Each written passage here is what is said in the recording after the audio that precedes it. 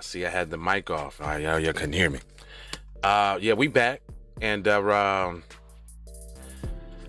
I don't like when people do stuff to kids, man. It says 2 arrested after 4 children found covered in feces in a locked room. Y'all should see, if y'all seen the thumbnail, y'all would seen this nothing of a parent who did this to these kids, man. We'll be right back on the Keep It P podcast, and you know it's the drip.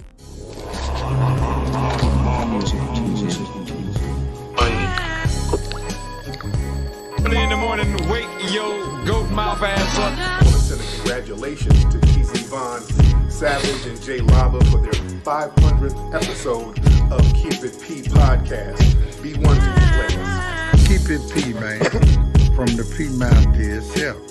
Bishop John Magic Juan, chairman of the board of famous players everywhere. You dig? Church. Thank you for being there, fans coming from P. You know what I mean? So make sure you check out the Keep It P podcast. This is me telling you. P. That's P the Ghost, LOXD Block. And congratulations once again, TZ Vaughn, Savage, and Jay Lava. Love is love. Go Soldier Soul. Jay Lava, television, network, the whole fucking 9 yards. You know what I'm saying? Early in the morning, wake your goat mouth ass up.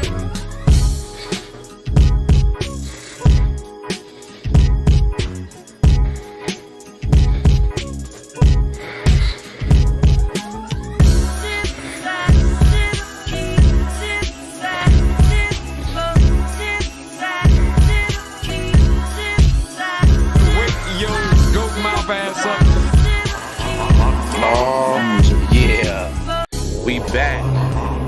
Y'all know we coming into another year too, right? We coming into 2022. This is Jay Lava, and this is the Keep It P podcast, where we take news, situations, everyday occurrences, and indeed we show how one could have and could not have been keeping it P. And I'm not trying to tell you what to think. I'm trying to show you how to think, which is the reason why I bust down these articles. But before we get started, actually, I'm gonna go through the news, and then I got an everyday situation that I want to talk about. So, in addition to this story, before I get into my commentary, let's go ahead and let's play the video and see what they talking about. Fair usages of fairness, and all that.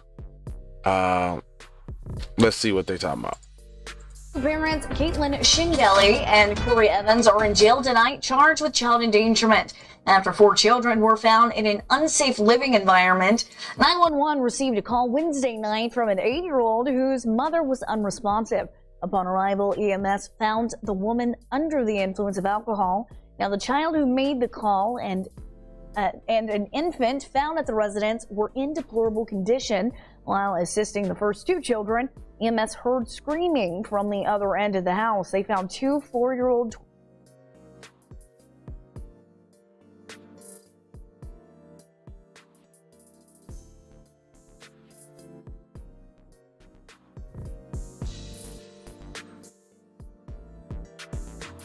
call and an infant found at the residence were in deplorable condition.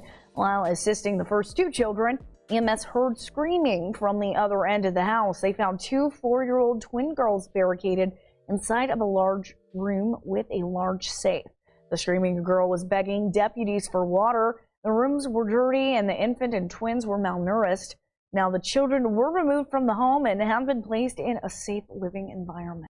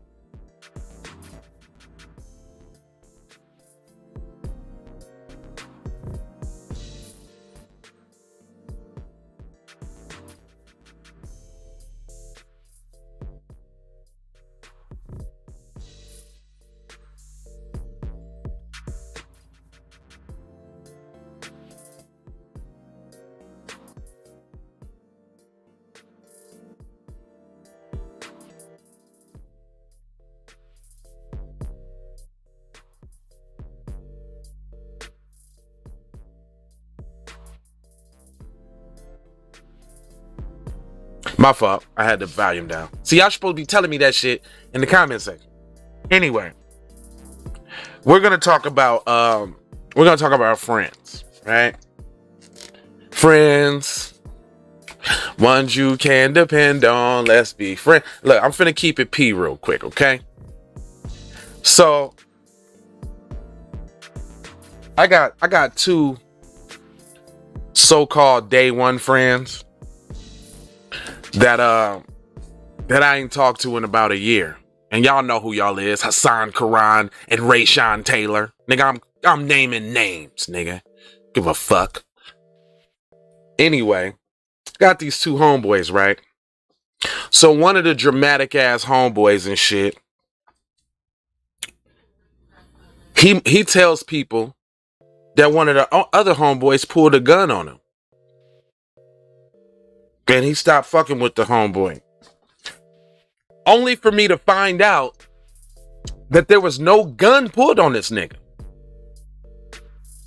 The scenario goes, they came to the crib drunk, and cuz was supposedly going to the other room to go get a gun, and cuz got up and left. So in essence, no gun came out. So niggas is sitting up here acting like I'm up here sleeping with the enemy. I'm a traitor. I done chose sides. I done picked up for this fictitious gun pulling. Now me and all the other homies was under the impression that cuz pulled the gun on him. And who we talking about? We talking about TZ Von Savage. TZ Von Savage supposed to have pulled the gun out on cuz, but it never happened. Never happened. Cuz said it happened. But then right again out the nigga's mouth, he said it didn't happen. So nigga stopped rocking with me because he got into an altercation with another homie and no gun came out. So I say this to say this. The whole time I assumed that cuz might have had a legitimate concern, right? Cuz pulled the gun out on you. You don't rock with him no more. He's now the co-host of my show. Or our show. He's the co-host of our show. Sorry about that. He's the co-host of our show. And now you don't rock with me because you don't rock with him. That ain't friends. You know what that kind of shit show you? That kind of shit show you that people was slightly jealous or didn't really fuck with you in the beginning. Because, like I said at this time, the length of a friendship does not determine the strength of a friendship, right? It don't matter how long you done known the motherfucker, right? You could be friends with somebody for years and find out they wasn't really your friend. And you ask yourself, you say, well, how do you know niggas wasn't really your friend? And this is for everybody, because this is something that I had to come to the realization of. So I'm just kind of working it out with my family that fucking follow me and that fucks with me. So I appreciate y'all. But how do you know that the person that you fucking with ain't really fucking with you like that? You really never know until you get into a situation that they can choose to use to be on some bullshit. EI like this one. You know what I'm saying? Hello? What's up? I'm on live right now. All right. Yeah, man. I just kind of wanted to share that with y'all real quick. What's up, Mom? Yeah, why you ain't watching? What? No, I don't know. Hey, I'll call you right back. I gotta answer the phone for Mom, y'all. Anyway, You know, so I put it to you like this. Everybody that made it into 2021 with you ain't guaranteed to make it into 2022 with you. And guess what? You gotta be okay with that. You know? Some people don't be happy with your growth. Some people be used to you staying where they know you, in whatever spot that is, right? And where you are as they know you might not be where you want to be.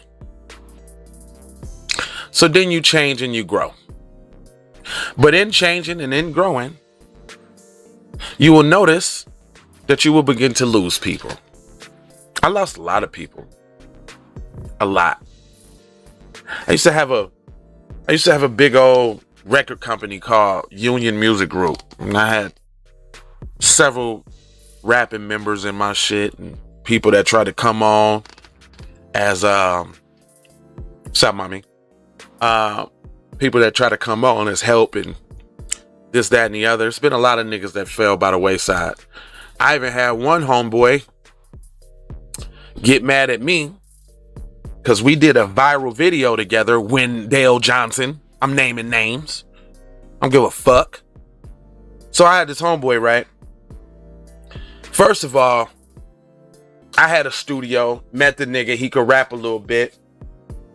I'm like, cuz, come on, man, let's develop this career. Also at the time, cuz was flailing around in life on some bullshit.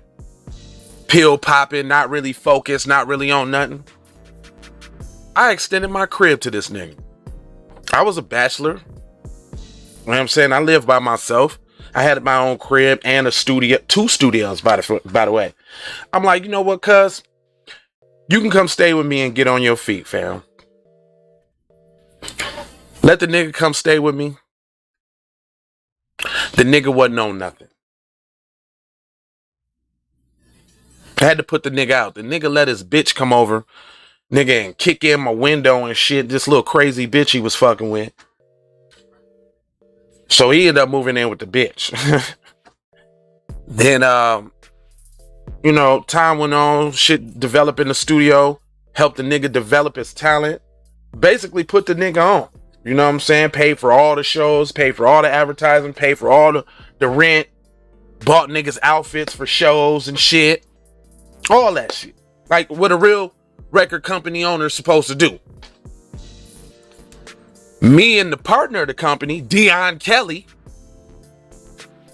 this nigga get mad at me because one of his bitches want to go out with me and my bitch, and we fuck. But this nigga acting like he king pimping and he don't give a fuck about shit, but he secretly loves the bitch. Then this nigga gonna go do some hate shit trying to fuck with one of my bitches. So we fall out. I pick up and I leaves the studio. My studio. I left my studio, all my equipment, all that. I ain't want none of that shit. Cause you know what? Cuz had gave me a Lexus to drive when I fucked my car up. And I owed it. And because I'm a fair nigga, I left all my shit there. You can have that. But I didn't leave my friend there. My friend stayed there with this bitch ass nigga who tried to rebrand my company. This nigga stayed with the nigga and started a new company from the shit that I started. That was a red flag. I should have known it. But then cuz come back and do some real shit, like giving me all my music that I had left. There was a hard drive or 2 that I had left. And cuz had brought me all my shit back, which I thought was cool and noble. But I should have had a side eye on that nigga. You know what I'm saying? Like, if you gonna stay with a nigga that tried to steal my business that I started for us, then you a hoe nigga. I should have seen that. You a hoe ass nigga. But I welcome niggas back with open arms. No big deal. So we start on a new venture. Because we had thousands of songs together. So, long story short, one day, cuz called me like, man, I had read this book, Walking in My Pocket to Migos, Walk it like I talk it, man. You should see it. It's pretty dope. He's like, him and his son was doing it. And I was like, all right, whatever. I ain't thinking nothing of it. So that Saturday, I went to his house. He showed it to me. And because I was already grinding on YouTube at the time, I was like, man, that's pretty funny. Let's record that. And I'm gonna post it on my channel. He was like, all right, cool. So we recorded it. And the next day I woke up, the shit had hundreds of thousands of views, like right away. It's like, what the hell? That was Sunday. I think that Sunday we was on TMZ. We was on all that type of shit. We was on every media outlet you can think of. You know, the Shade Room, the Root, the Green, all the publications was talking about this video. Now, in this video, instead of him and his son doing it and me recording it, me and him did it. And I recorded it. And on top of him doing what he was doing with his son, I thought it would be funny if I did the Amigo ad libs over the shit. Good thing I did it, because that made it funny as fuck. And now that video alone got 9.6 million views on my channel. But guess what happened though? Soon as after that, the snake nigga that stayed with the one nigga that tried to steal my record company, this nigga gets mad. This nigga gets mad because I put up a video that me and him did together on my channel. Regardless to the fact if it was you and your son's idea, because you and your son had cell phones just like I did. You and your son had YouTube channels just like I did. You could have posted the shit up just like I did, but you didn't. I did. So it's not my fault the shit went viral on my channel, but guess what happened after it went viral, right? You know me, the real nigga. I'm like, yo, son, we got this attention now, dude. It's time to get on it. Let's do another one. So we did another one and we really didn't like it. I still got it on my phone to this day. We did another one right after that and really didn't like it. So cuz like, man, I don't want to be known for, no Dr. Seuss shit, woo-de-woo, not being smart, not knowing how to parlay a wave, right? This nigga, he goes and records another version using my ad libs and doing the same song and put it on his channel. Now, at the time, I thought that was good. I don't have no hate bones in my body. I was like, look at cuz taking some gumption, you know what I'm saying, and getting this shit cracking and getting it started. But little, I see, because I didn't see it that way. But I'm like, hold on. He didn't involve me in that. That nigga did that shit on his own. So then, in the comment sections, I'm getting motherfuckers talking about, man, you should put this on Spotify and iTunes and shit. I'm like, okay. I go back to cuz. I'm like, man, what's up, man? What we gonna do? Is we gonna put out more music? Is we gonna make some songs? Cuz was on some flaky shit. This nigga went out of town for 2-3 weeks. Didn't even let a nigga know he was going out of town. And now this is my homeboy. Mind you, we just had started a company together called J Welling Consulting, which was my idea. Because I figured, yo, video blow up. We need to get business minded. We need to start going forward, doing this, ride this wave, whoop-de-whoop. I'm calling cuz can't get up with him. So I'm like, fuck it. I'm not finna keep listening to people demand me make money. So I put the song out. Spotify, iTunes, all that shit. I get a call from a nigga talking about the design is ugly and this, that, and I'm capitalizing off of his shit. I'm like, yo shit? You talking about the same video that I was in, that I recorded, that I put up on my channel? You talking about that video? I'm capitalizing off of your shit? See, that's when I knew I was fucking with a bitch ass nigga. You ungrateful ass nigga, after all the shit I done for your monkey ass nigga, and you gonna try to clown me over some business shit? Cut the nigga off. I ain't talked to the nigga in 3 years. I ain't talked to the nigga since. Now, that I could kind of understand. It ain't like we grew up since 7th grade or 8th graders, no shit like that. So, you know, I can understand that union failing, because that was the name of the music, my music company, Union Music Group. So that union fell by the wayside. Then here we go up to last year. I get a call from Teezy like, yo, man, I see what you're doing. You know, I feel you. I like what you're doing with the podcast and shit, fam. You know, you need to hit him harder. And I'm like, well, what, nigga, you on it with me? He like, yeah, nigga, I'm on it with you.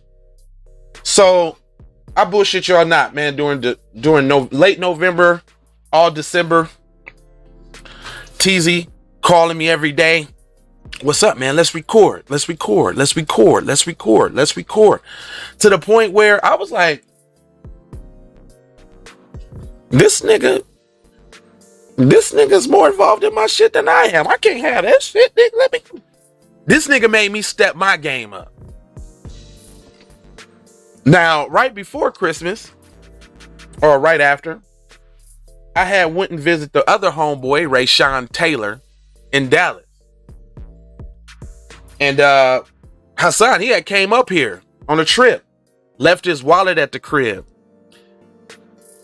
Left his wallet at the airport. Couldn't get a rental car, couldn't do this, that, and the other, which I think was all bluff anyway. But anyway. So I'm like, yo, cuz, you can use my car while I'm at work and handle your business. So that happened. So then I go out of town. I kick it with the other homeboy. I come back, and January 1st, the first Keep It P podcast went up. After that, I didn't hear from them niggas no more. And so, you know me, I'm like, nigga, these my day ones. My nigga would know these niggas 30 years plus. What's up? What? I'm blocked and shit. Or I call cuz he's speaking all dry on the phone and shit. You know, like a bitch. Not saying if he got a problem or nothing. You know what I'm saying? Just talking dry and monotone like a little bitch. So it's like, I ain't never got to call that nigga back. Fuck that nigga. And I didn't. And I haven't. And then, so fast forward to the other day. All the homies is sitting around. And the homie like, man, what's up with you and Haas, man? Y'all niggas down there tearing it up the city? I'm like, man, I ain't talked to cuz in a year, since last year this time. He like, why? I was like, I don't know. Maybe because Teezy's my co-host? He was like, well, what would be the problem with Teezy being your co-host? I was like, I mean, rumor has it is that, you know, Teezy pulled the gun out on him and, you know, they fell out. So cuz like, man, I'm finna get to the bottom of this shit. So he calls the nigga on the phone, 3-way. When I tell y'all all my assumptions was confirmed, but there was one startling detail that came from the horse's mouth. The altercation never happened. Everybody was under the impression that there was a gun pulled out, but there was no gun pulled out. Cuz imagine this gun being pulled out and left the scene because he was feeling some type of way about some bread that he owed cuz. But long story short, niggas stop fucking with you for imaginary fictitious situations. Which led me to believe that motherfuckers always had a problem with me.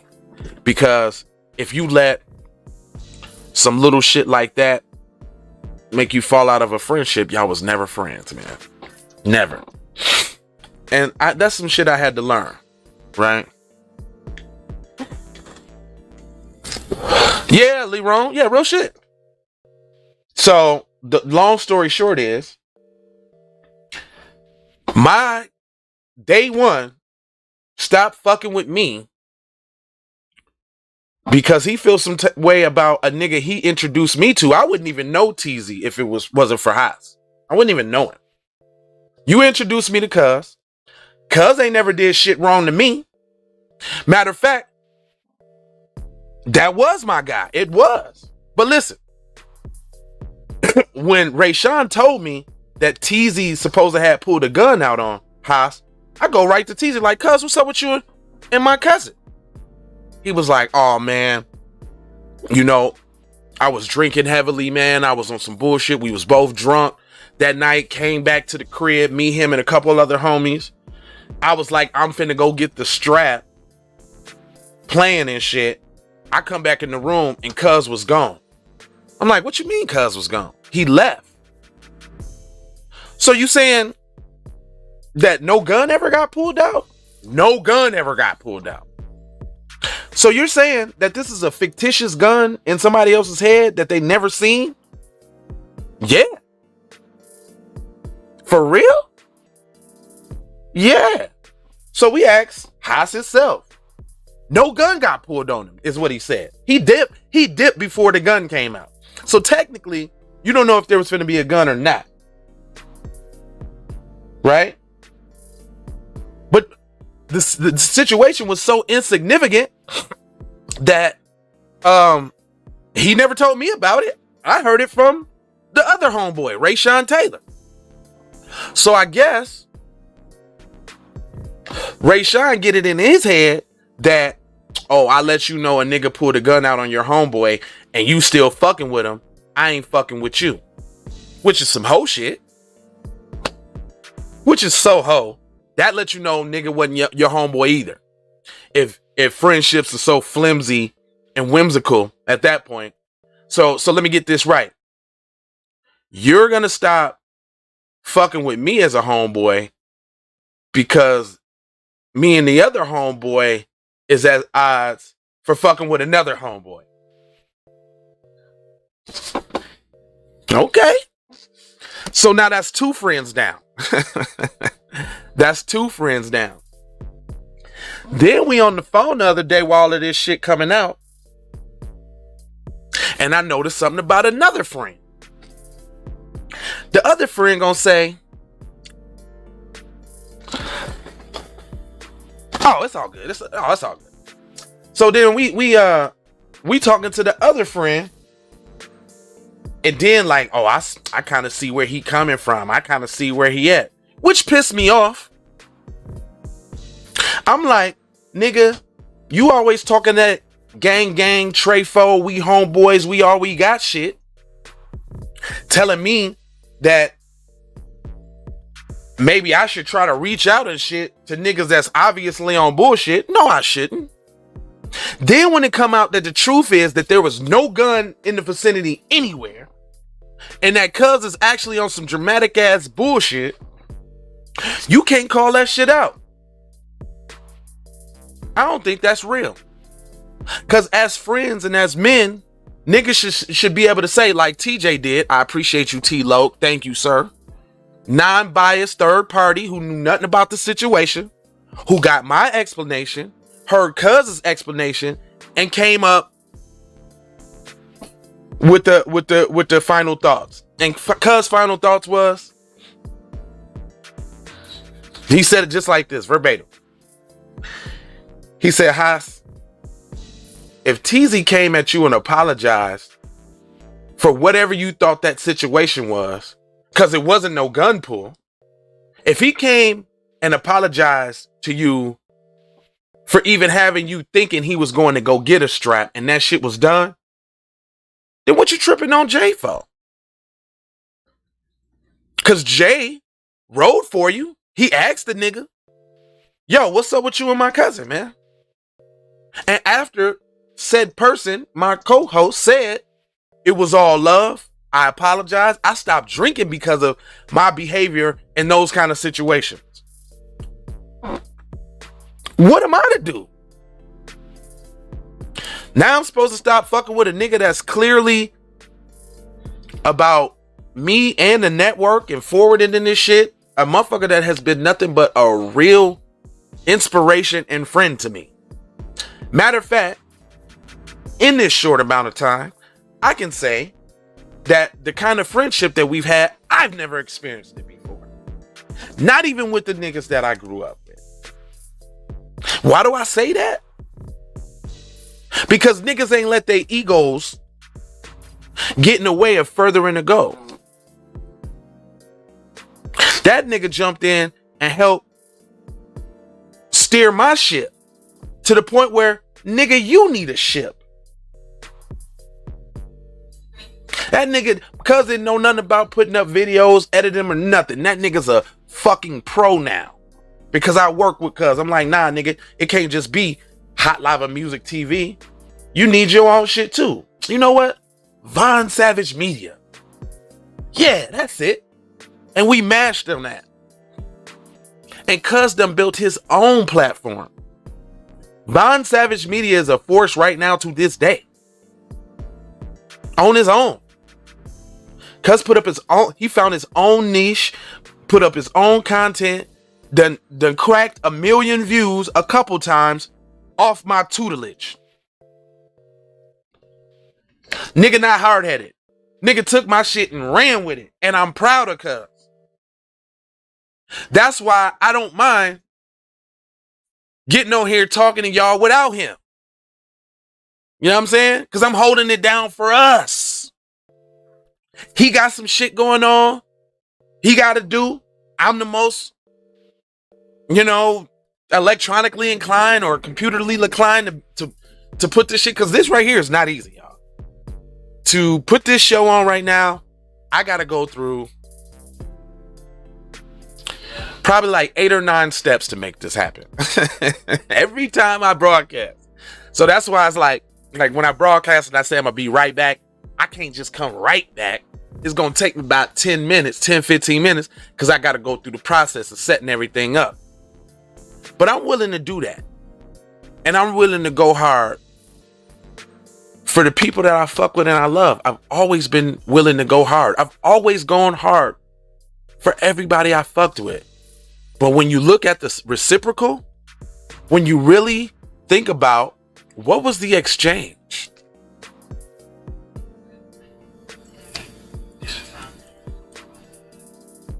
Nothing.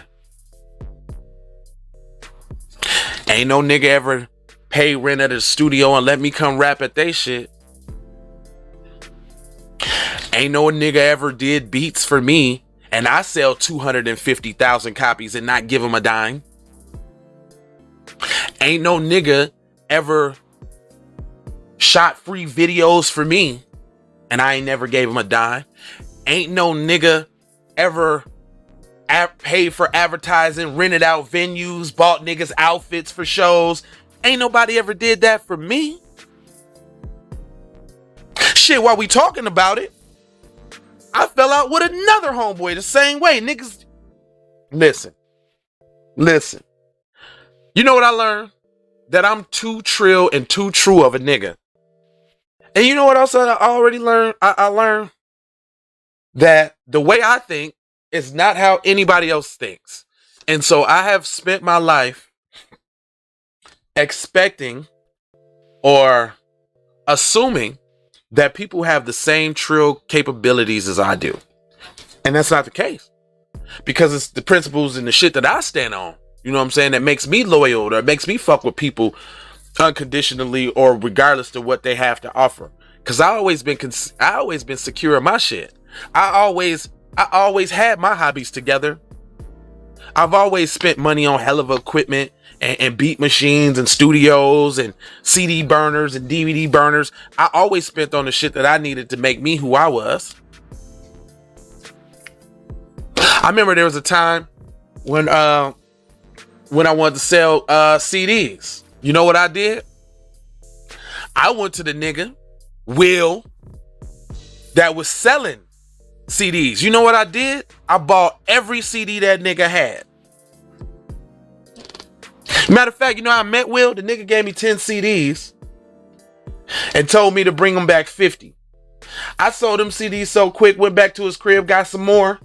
Then I got smart. I'm like, well, fuck selling the CDs for him. I can sell my own shit. Went and stole me a DVD burner. Then to tell you, walked right in the store, put that bitch in the cart, and walked right out on some G shit. Then went to Walgreens and shit and loaded up on blank DVDs for free. Yeah, I was terrible back then. I end up going to this nigga and buying every fucking CD that he had. And guess what I did? That inspired my nigga Dan to sell CDs. He bought a burner then. And then I gave all the music that I had to him. For him to burn and for him to be self-sufficient and get his shit together. Then we moved out the crib. So I move in with Will. He was single bachelor in the crib. So we doing the CD thing together. We hustling. I come up on some money. I go buy a DVD burner. I'm like, okay, cuz, thanks for putting me on with the CDs. Let me return the favor. And now let's do this DVD game. So I bought the DVD burner and the first few DVDs. Bought it to cuz. We like, fuck it, let's take our operation elsewhere. We went and opened up a studio. Because I already had a studio with J-Mac. So this was my second studio. Well, actually my third, because I had came from another. Yeah, anyway, I do this. So, nigga, all of a sudden one day, the burners go down. I got the money to fix it. Cuz didn't have it at the time. Cuz gets the money and then fixes the burners and then takes the burners to the crib. And I'm like, yo, we supposed to be making money. What are you doing? So long story short, we fall out. You know what this nigga tells me? He said, we wasn't supposed to be equal. You were supposed to be selling CDs for me. Crushed my heart. That fucked me up, really. Like, nigga, you see me as an employee? Even after I brought a whole nother game into perspective for us, nigga, that makes us equals. And nigga, you didn't burn the CDs for me. You didn't go out and sell them for me.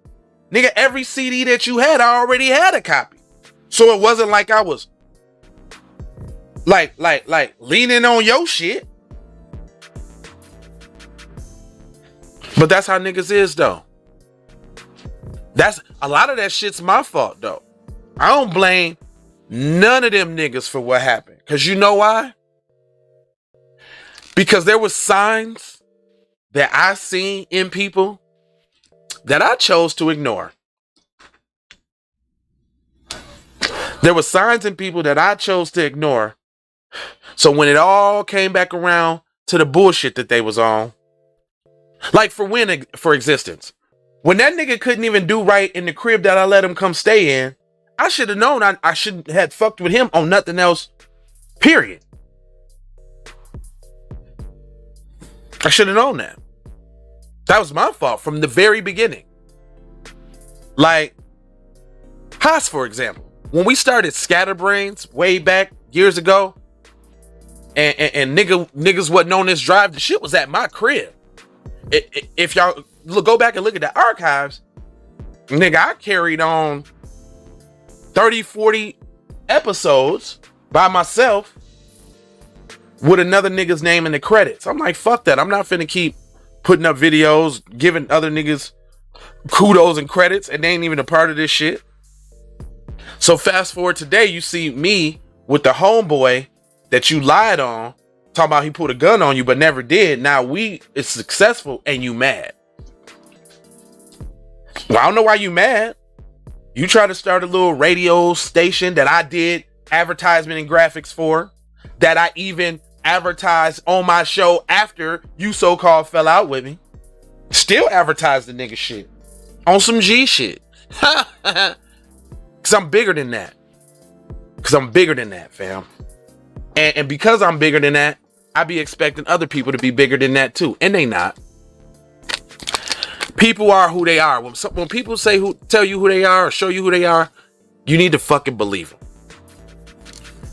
That's all I really got because I got to get to my client. But I just want to vent. And I said all of this to say, everybody that made it with you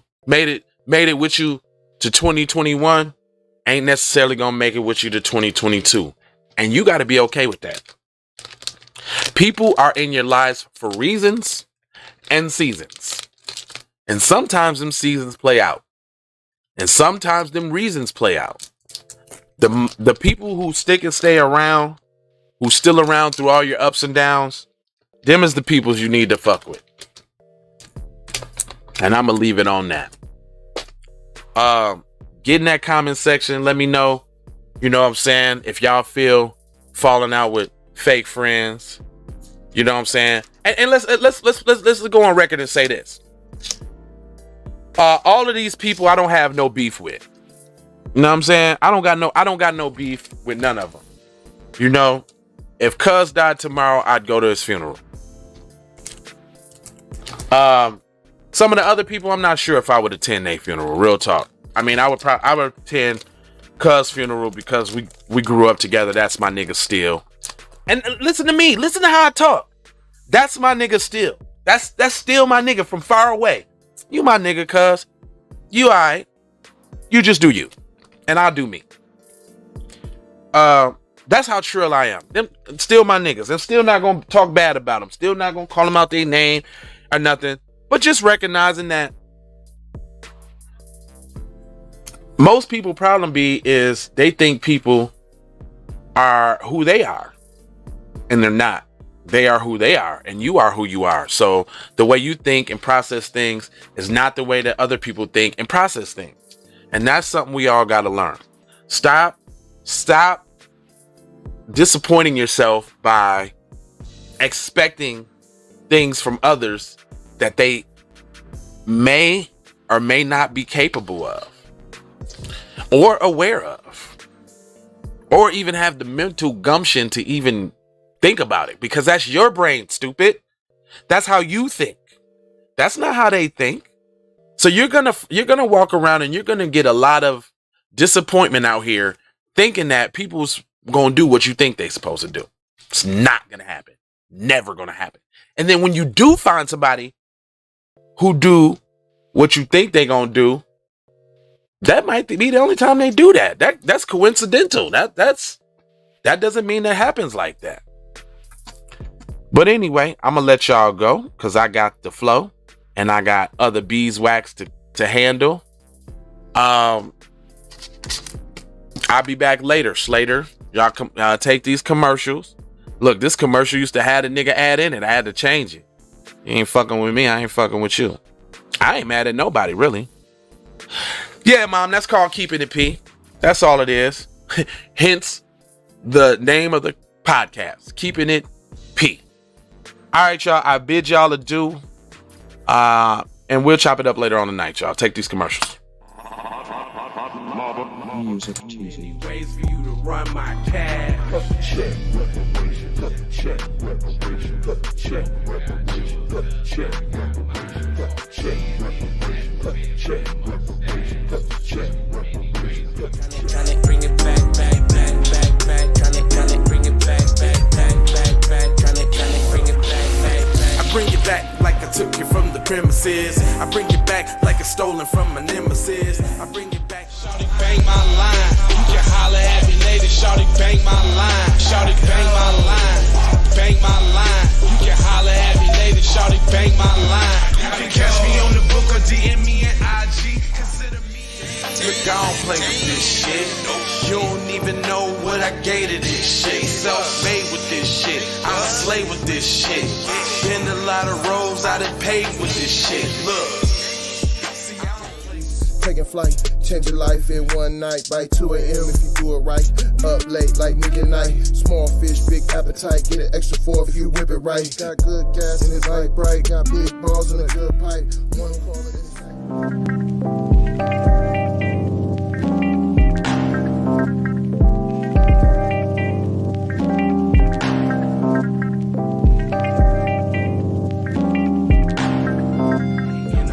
or a wave, then you can just go and say this is impossible. way for me to go relate. Man, I knew it was something, couldn't ignore it. It was faith, it was faith. It was flowers in the bitch, and I definitely belong here. And now that I'm here, I'ma change.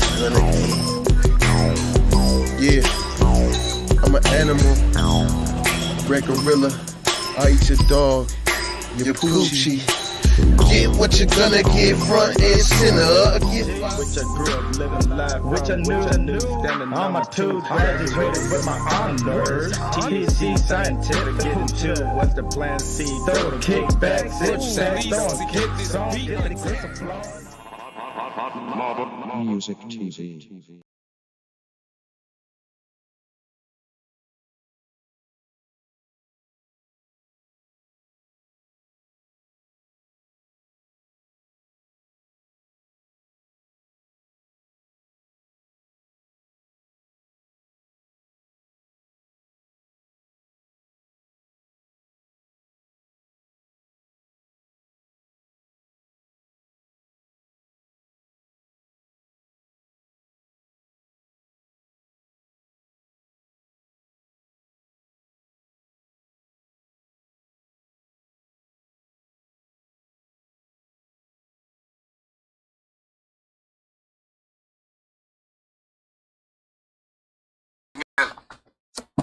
That's pretty funny.